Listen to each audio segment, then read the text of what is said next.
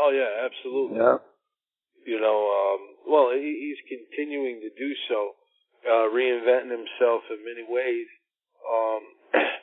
If there's something you could tell P, you know, you haven't spoke to this guy in over, 30 years or close to it. Right. What would you tell Master P? I'll tell him just like this, dog. I said, man, congratulations on your success. You got that genius in you. You followed your dream.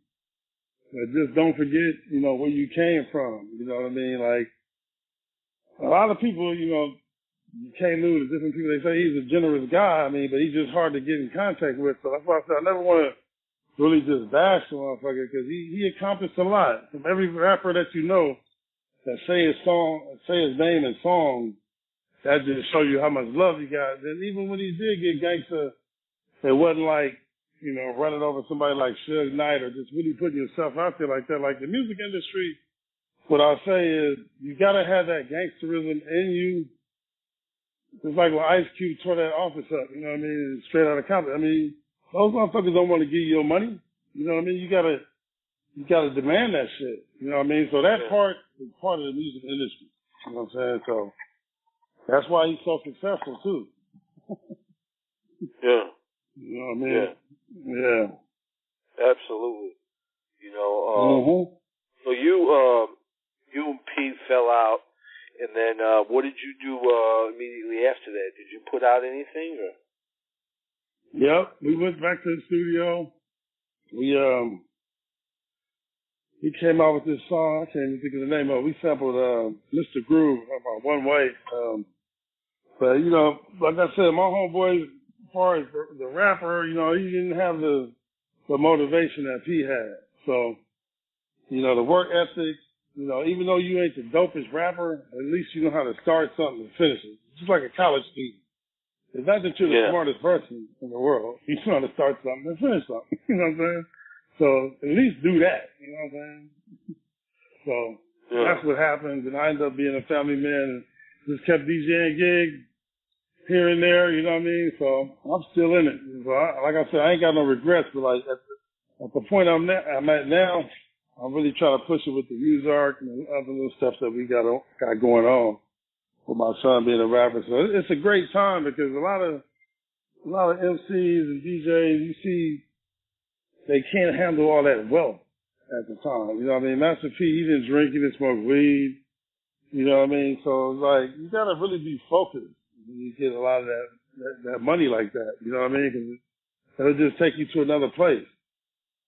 You know what I mean? So at the point I'm at right now, being 53 or whatever, I think I could be able to handle it a little bit better. Not saying I couldn't then, but you never know. You know what I mean? You just never know. A lot of tragic stories in hip-hop. You would think you guys, you know what I'm saying, you both lived a full life so far. I mean, you would think it would be easy for the two of you to come together and at least chop it up, if anything else, Exactly. That's fact. That's fact. Reminisce. Simple as that, dude. Yeah. Exactly. Were you there when he brought down Seed Silk, or did you already part ways? Yeah, that was right before I left. So I never really met them. That's how, in the beginning, like I said, it was just me and him. And me being so hip-hop, DJing since I was 12 and having all the records and 1200s. And, I bought my own 1200s. Like, you buying a car or something. Like, my parents didn't buy that shit. I hustled and bought it myself, so I was hustling then too. You know what I mean? So I know he really got encouraged, and just like he said on that Chronicles, he was like, when I got the K-Luz, that was something new to me. You know what I mean? Because they wasn't having those studios like that in New Orleans. I'm not saying they don't have them now, but I'm just saying back then, that's why I took him there, because I knew he was going to be impressed with it, and I was impressed with it. And it was the perfect chemistry because he was a rapper and I was a DJ. All we had to do was pay like, I don't know, $15, $25 an hour, which was a lot back then. But me and him was paying all the studio time. None of the Untouchables.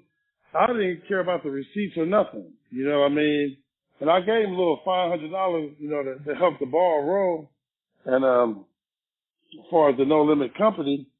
And that was like $5,000 back then to me. I don't give a fuck. That's why I got the little contract. I know I never recouped shit.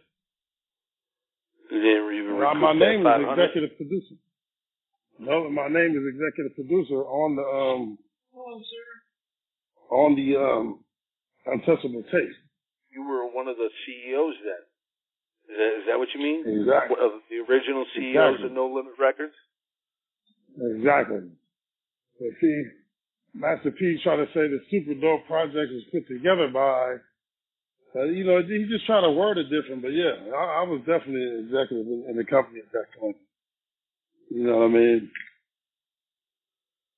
So it was like a partnership then. Yeah. Pretty much. 50-50. So, exactly. So when Pete did the Chronicles, were you surprised that you were featured in it? Or they showed you? No, I wasn't really. I was surprised. I was happy. But I knew that he had to tell a story right. And he didn't say my name.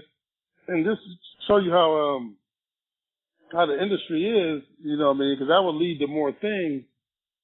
He just had his brother explaining, you know, we had this group of Untouchables. It was King George, my brother, and a bunch of guys from the neighborhood. You know, he didn't want to name names. You know what I'm saying? So it's all part of the, you know, they don't want you to get ahead type of shit. You know what I mean? But as far as him putting my picture in there that many times, I was happy as shit. You know what I mean? So I got my little 15 minutes of fame. So it was they all know who good you for me. are.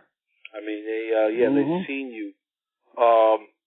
You know, and I'm honored that we were able to kind of somewhat introduce you to the underground hip hop world from our angle, because your story needs to be told too.